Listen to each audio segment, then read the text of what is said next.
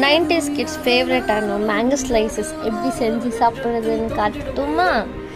இதெல்லாம் எங்கள் வீட்டில் நாங்கள் சின்ன வயசில் எங்கள் அப்பா வந்து போலீஸாக இருந்தார். கோர்ட் ரெஸ்ட்டில் இருக்கும்போது எங்கள் மம்மி மரம் வளர்த்துன்னு இருந்தாங்க.